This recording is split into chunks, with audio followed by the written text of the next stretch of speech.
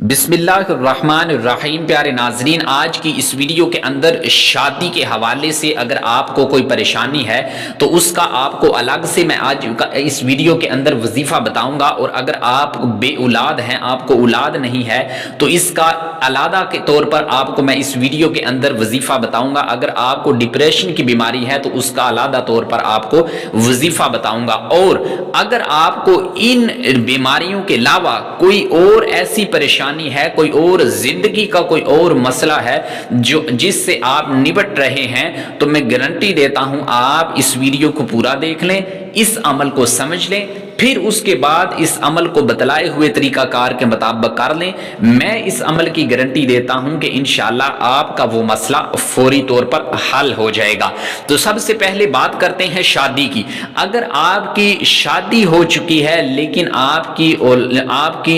औलाद नहीं है, या फिर आपको एक अरसा हो गया है, आप इलाज करवा करवा कर थक चुके हैं लेकिन आपकी जो है वो औलाद नहीं हो रही, अगर मेरी बहनें हैं वो मेके के अंदर ताने खाती हैं इस वजह से कि उनको औलाद नहीं है, वो बे औलादी की जिंदगी गुजार रहे हैं, अगर आप ये चाहते हैं कि आपको औलाद हो जाए तो आप ये वजीफा कर लीजिए, इंशाअल्लाह आपको औलाद हो जाएगी। अगर आपकी अभी तक शादी नहीं हुई और आप शादी करना चाहते हैं, जिनके माँ बाप अपनी औलाद के लिए इस वजह से परेशान हैं कि उनके अच्छे रिश्ते नहीं आ रहे, वो अपने बच्चियों और बच्चियों के रिश्ते के हवाले से टेंशन परेशानी का शिकार हैं, तो वो ये वजीफा कर लें, इंशाअल्लाह उनकी जल्द ही शादी हो जाएगी। और अगर आप डिप्रेशन के मरीज हैं, आप किसी के सामने बात करते हैं तो कप कपाते हैं, आपकी टांगे कांपती हैं जब आप किसी के सामने बात करते हैं, आप बात नहीं कर सकते, तो इंशाअल्लाह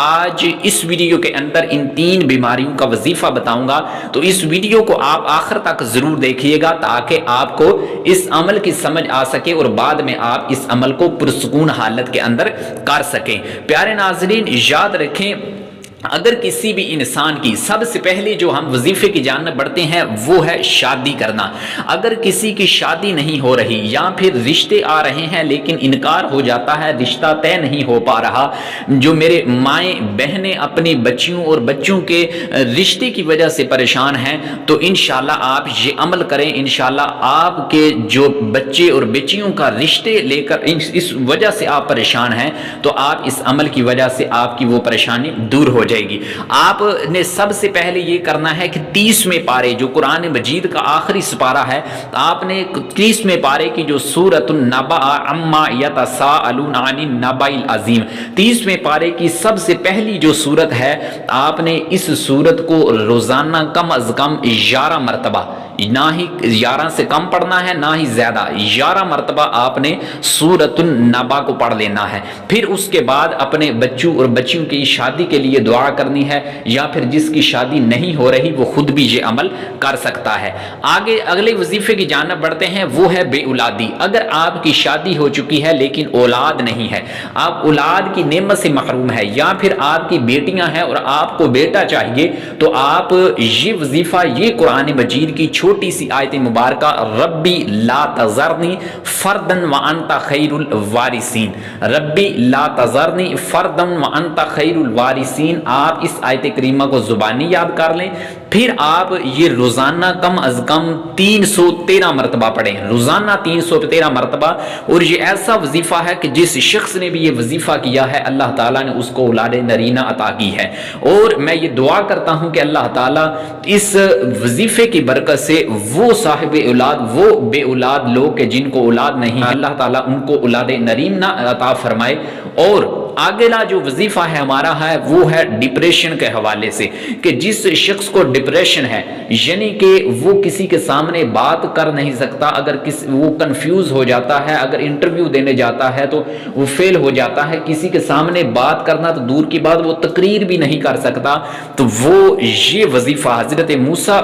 अलैहिस्सलातु वस्सलाम की ये दुआ 16वें पारे के अंदर ये कुरान की आयत मौजूद है, रब्बी शरह ली सदरी वयस्सिर ली अमरी वहलुल उक़दतम मिन लिसानी यफ़क़हू क़ौली। यहाँ तक आपने ये आयत करीमा 16वें पारे सूरत ताहा के अंदर ये आयत करीमा ये मौजूद है। आप रब्बी शरह ली से लेकर आप यफ़क़हू क़ौली तक आप इसको रोज़ाना कम अज़ कम 2 मरतबा पढ़ें, या फिर आप किसी इंटरव्यू में के लिए जा रहे हैं या किसी ऑफिस या किसी भी हुक्मरान के सामने आप बात करना चाहते हैं, आप इसको कोशिश करें हर नमाज के बाद 2 से 3 मरतबा पढ़ लें, या 2 मरतबा या 3 मरतबा इन आयत को याद कर लें, आप पढ़ लें। इंशाअल्लाह आपकी जो डिप्रेशन की बीमारी है वो फौरी तौर पर दूर हो जाएगी। और या इसके अलावा भी कोई अगर आपके ऊपर कोई मसला है, कोई परेशानी के अंदर अगर आप गिरफ्तार हैं, कोई हाजत है जो पूरी नहीं हो रही, तो आप रोजाना कम अज कम 313 मरतबा दरूद पाक पढ़ लिया करें। दरूद पाक कोई सा भी पढ़ें, चाहे दरूद इब्राहिमी पढ़ लें या सल्लल्लाहु अला मुहम्मद पढ़ लें या दरूद तंजीना पढ़ लें,